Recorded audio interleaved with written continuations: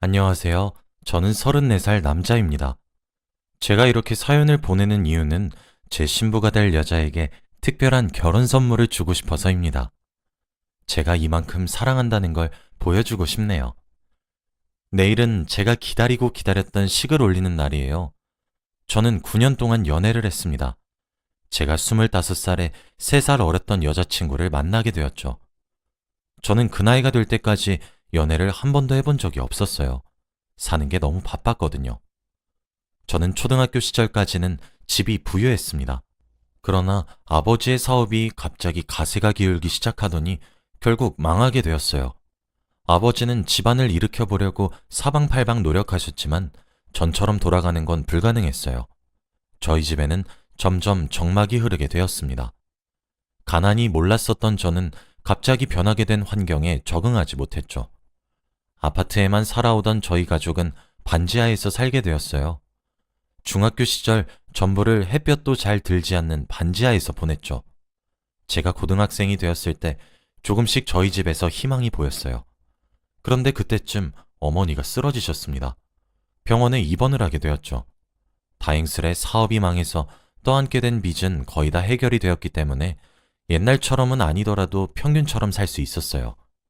그러나 어머니의 병원비를 내야 하는 냉혹한 현실에 또 빚을 지게 되었습니다. 살만하다 싶으면 무너지고 또 괜찮아질만 하면 다시 무너지게 만드는 이 현실이 너무 차갑고 냉혹하게 느껴졌죠. 제가 잠들어 있을 때 단칸방 구석에 혼자 소주를 한 잔 드시며 자책하시는 아버지를 보고 저는 죽기 살기로 공부를 해야겠다고 다짐했습니다. 저는 그 흔한 사춘기 시절에 하는 반항 한번 해보지 않았어요. 그것도 여유가 있어야 반항을 받아주니까요. 제가 엇나간다면 아버지의 희망을 꺾는 일이 될 것만 같았습니다. 아버지의 피나는 노력으로 제가 고등학교를 졸업할 무렵에 단칸방을 탈출할 수 있었어요. 저도 고등학교 시절 내내 정말 죽기 살기로 공부를 했습니다. 고등학교 3학년 때 만나게 된 담임 선생님이 저희 집 사정을 아시고는 제게 금전적인 도움도 조금 주셨어요. 저는 고등학교 3년 내내 전교 5등 내에 들 수 있었습니다. 수능 성적도 굉장히 잘 나왔죠. 국립대학교에 전액 장학금을 받을 수 있었습니다. 그러나 고생만 하시는 아버지를 보고 있으니 제가 일을 해서 도와드려야 된다고 생각을 했어요. 그래서 학업을 포기하려고 했습니다.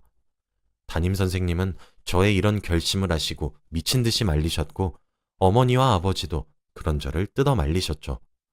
선생님과 부모님의 바람대로 저는 대학교에 입학했어요. 저는 공부에 몰두하기 시작했죠. 저를 공부시키기 위해 2배로 고생하시는 아버지를 알고 있었으니까 저는 틈틈이 알바도 해야 했습니다. 아버지께 손을 벌리는 일을 스스로 용납할 수 없었거든요. 군대도 빨리 가는 게 낫겠다 싶었어요. 군대를 가면 의식주도 해결이 되고 국가에서 돈도 주니까요. 그렇게 20대 초반을 다 흘려보냈습니다. 엄청나게 불행했던 시절을 보낸 것은 아니었지만 여유가 없어 그리 행복한 시절도 아니었어요. 그렇게 하루하루를 벅차게 살던 도중 운명적으로 여자친구를 만나게 되었습니다. 여자친구는 반짝반짝 빛이 나는 사람이었어요. 저는 성격이 소심하고 내성적인 사람이었는데 그에 반면 여자친구는 항상 주위에 사람이 넘쳐나고 밝고 쾌활해서 인기가 많은 사람이었죠. 당시 22살이었던 여자친구와 같은 수업을 들은 적이 있었습니다.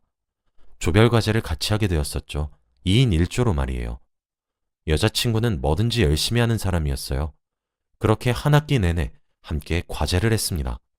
당시 그 수업을 맡으신 교수님이 무척 깐깐하시기로 소문난 분이라 정말 많은 공을 들였죠. 대학교를 다니면서 저는 그때 처음으로 캠퍼스 생활이 행복하다고 느꼈습니다. 아마 첫눈에 반한다는 표현이 딱 어울리는 것 같네요. 여자친구는 제 말을 항상 귀 기울여 들어주었고 호응을 정말 잘해줬습니다. 정막만 감돌던 집에서와 달리 관심을 챙겨받는 기분이라 쑥스러웠어요. 칭찬을 해주고 멋있다고 말해주는 여자친구를 보며 저는 자연스럽게 사랑에 빠졌습니다. 학기가 끝나고 조별과제 발표까지 끝마치게 되었어요. 엄청 아쉽더라고요. 저는 다시 조용하게 학교 생활을 하게 될 거고 여자친구는 계속해서 반짝반짝 빛나게 될 테니까요. 마지막 수업이 끝나고 손가락만 꼼지락거리고 있었는데 여자친구가 저녁에 잠시 시간이 되냐고 물어보더라고요. 저는 생각도 하기 전에 몸이 먼저 고개를 끄덕이고 있었습니다. 두근거렸어요. 긴장한 채로 하루를 보내고 저녁에 여자친구를 만났습니다. 여자친구가 자기와 만나보지 않겠냐고 하더라고요. 난생 처음 좋아하는 사람이 생겼는데 그 사람이 제게 고백을 하다뇨. 기적이란 생각이 들었어요. 저도 모르게 그 고백을 듣고는 울어버렸네요. 고백을 한 여자친구는 당황하며 자기가 그렇게 싫은 거냐고 울지 말라고 저를 달랬습니다. 저는 아니라고 너무 좋아서 기뻐서 우는 거라고 말을 했죠. 여자친구는 정말 예쁘게 웃으며 놀랐다고 하며 저를 안아주었어요. 그렇게 저희 연애는 시작되었습니다. 여자친구를 만나면서 정말 행복했어요. 매일매일 사랑한다고 표현해주고 내가 최고라고 말해주는데 어떻게 제가 행복하지 않을 수 있겠나요? 저도 최선을 다해 여자친구를 만났죠. 주위에서는 여자친구를 두고 수군대기도 했습니다. 여자친구가 저에 비해 너무 아깝다고 말이죠. 여자친구는 제게 그런 소리 듣게 해서 미안하다고 했습니다. 제가 얼마나 멋있는 사람인지 사람들은 왜 모르냐고 혼자 썽을 내기도 했어요. 저는 속으로 맞는 말 같다고 생각했습니다. 학교 내에서도 여자친구는 예쁘고 성격도 좋아서 정말 인기가 많았어요. 저와 만난다는 사실을 다들 알고 있으면서도 여자친구에게 좋아한다고 고백하는 놈들도 꽤 있었거든요. 여자친구는 그런 사람들에 비해 부유하지도 뭐 하나 특출나지도 않은 저 하나만 바라봐 주었습니다. 그런 모습을 보게 되니까 제가 노력을 하게 되더라고요. 저 때문에 제가 사랑하는 여자가 그런 말 같지도 않은 소리를 듣게 된다는 사실이 오히려 더욱 괴로웠어요. 그때부터였습니다. 아등바등 살아가는 것이 아니라 성공하고 싶다고 생각을 하기 시작한 시기가요. 대학교 내내 수석을 차지했던 저는 수월하게 취업을 할 줄 알았었는데 생각보다 취업을 하는 일이 무척 힘들었습니다. 그때마다 여자친구는 직접 도시락을 싸서 독서실에 전달해 주었고 일주일에 한 번씩 손편지도 써서 제 몰래 잠바 주머니에 넣어놓고 가곤 했어요. 매년 돌아오는 제 생일날마다 미역국도 끓여 보온병에 가져다 주었죠. 9년 동안 매번 그랬는데 사실 처음 해준 미역국은 정말 사랑의 힘으로 먹었습니다. 미역국이 어떻게 짜면서 달 수 있는지 신기했었죠. 맛있냐고 물어보는 여자친구의 물음에 겨우 웃으며 먹었었던 적이 있네요. 여자친구는 다행이라면서 자기도 이제 처음 먹어본다며 한 입 먹더라고요. 그러더니 먹자마자 퇴 뱉고 떨리는 눈으로 오빠, 이거 버리자. 이거 뭐야? 라고 말하며 저를 쳐다봤어요. 여자친구의 그런 모습이 정말 너무 귀여웠습니다. 지금은 아주 기가 막히게 잘 끓일 줄 알아요. 제가 가장 좋아하는 음식이 되었죠. 여자친구는 그 당시 얘기를 꺼내면 얼굴이 토마토처럼 새빨개지며 나이가 어려서 뭘 몰라서 그런 거라고 소리를 지릅니다. 또 여자친구의 취미가 뜨개질이라서 겨울마다 항상 뭘 하나씩 떠서 선물해주고는 했어요. 처음에 떠준 목도리는 삐뚤빼뚤하고 두께도 일정하지 못했었죠. 저는 이게 뭐냐고 웃다가도 사실 겨울 내내 그 목도리만 메고 다녔어요. 만나는 사람마다 자랑하기도 했죠. 그러나 이제 여자친구는 눈 깜짝하면 모자도 뚝딱 뜰 줄 알고 수면 양말도 만들어줘요. 이런 걸 보면 참 오랜 세월을 만나긴 했나 보다 싶기도 합니다. 매번 크리스마스에 받는 선물처럼 깜짝 놀래켜주고 감동만 주는 여자친구를 보며 무너지는 자신을 다잡았어요. 어떻게든 성공해서 이 여자 하나는 무조건 책임지고 만다. 이 생각 하나만 했었죠. 그 마음 하나가 저를 성공하게 해준 커다란 동기가 되었던 것 같아요. 제 여자친구는 또 성격뿐만 아니라 성품도 정말 좋아요. 저희 어머니가 아파서 병원에 계속 입원해 계셨었는데 저 몰래 병원에 찾아가 어머니께 인사도 드리고 말동무도 해드렸다고 하더라고요. 이 사실도 정말 한참 뒤에 알게 되었습니다. 어머니가 얘기를 해주시면서 너무 예쁘고 착한 아이라며 입이 마르고 닳도록 칭찬을 하셨죠. 저는 그런 여자친구가 점점 더 좋아졌어요. 버스에서도 항상 할머니나 할아버지께 자리를 선뜻 양보하고 지하철에 돈을 구걸하시는 사람들을 보면 지나치지 않고 지폐가 없다면 동전이라도 박박 긁어 모아주곤 했죠. 한 달에 한 번씩 자원봉사를 나가기도 했습니다. 당시 주머니의 사정이 여의치가 않아서 남들처럼 비싼 브랜드의 커피를 사서 따뜻하게 데이트를 할 수 없어도 여자친구는 자기가 가장 좋아하는 커피는 자판기에서 뽑아먹는 밀크커피라고 씩 웃는 여자친구에게 미안함과 고마움을 동시에 느꼈어요. 다른 커플들은 여름엔 시원한 곳으로, 겨울엔 따뜻한 곳으로 데이트를 하러 갔지만 저희는 항상 공원에 산책하러 갔어요. 위축이 되려고 할 때마다 여자친구는 저랑 두 손 꼭 잡고 공원길을 산책하면 제일 행복하다고 말해주었죠. 제가 아무리 100을 주면 여자친구는 항상 150을 돌려주었습니다. 여자친구의 헌신적인 뒷바라지로 저는 4년의 취업 준비 시절을 끝내고 이름을 대면 누구나 다 알 수 있는 공기업 공채에 당당히 합격을 할 수 있었어요. 그 누구보다 여자친구가 뛸 듯이 기뻐했습니다. 늘 돈 1,000원에도 벌벌 떨었는데 신입인데도 월급으로 한 달에 500만 원씩 받기 시작하니 심장이 놀랄 것 같더라고요. 제가 첫 월급을 받고 이제까지 여유롭지 않게 데이트를 해야만 했던 여자친구를 위해 난생 처음으로 백화점에 가서 몇백만 원짜리 명품 가방을 하나 사서 선물을 했습니다. 뛸 듯이 기뻐할 여자친구를 상상하면서요. 여자친구는 선물을 건네받고는 바로 환불을 하러 가자더라고요. 그러면서 저보고 오빠, 이런 건 너무 부담스러워.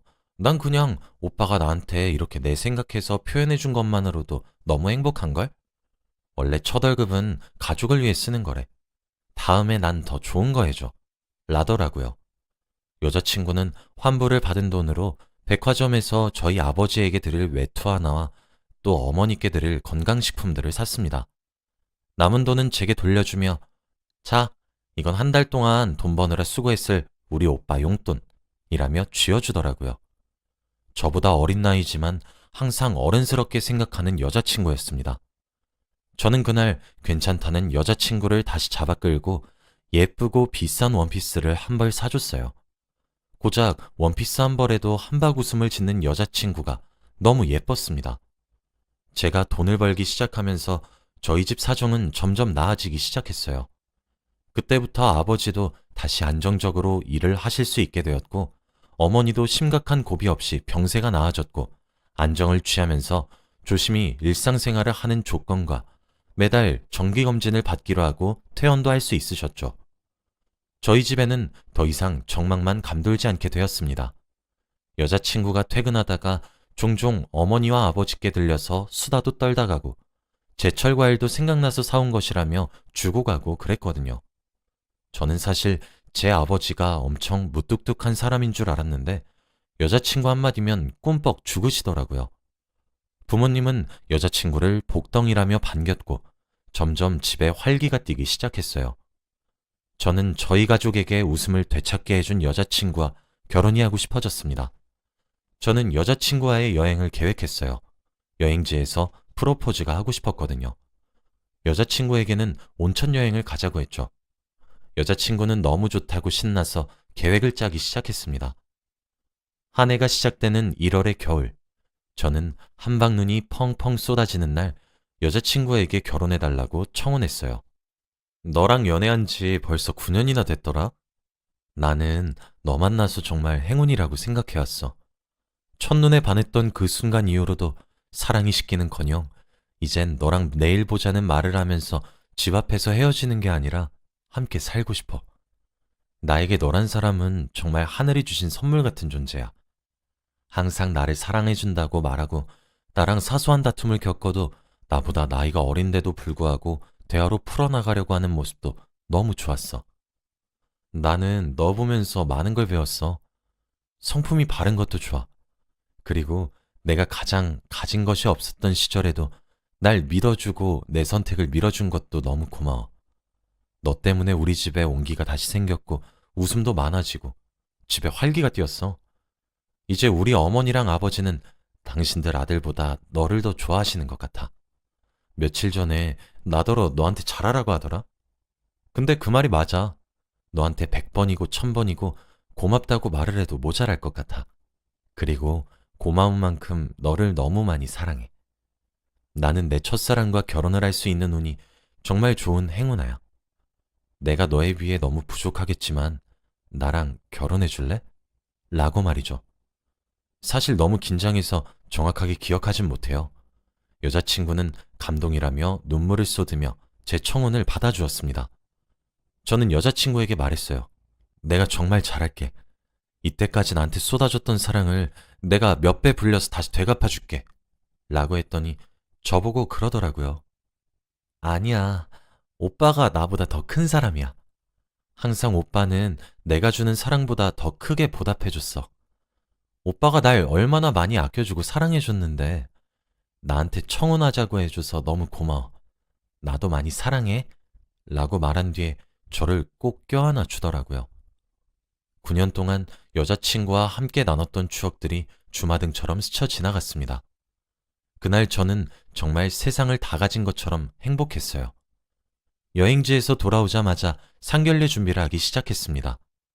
저희 가족은 쌍수 들고 환영을 하는 분위기였고 여자친구의 부모님도 제가 10년 가까운 세월 동안 여자친구를 만났다는 사실을 알고 있었기 때문에 결혼에 흔쾌히 찬성을 하셨죠.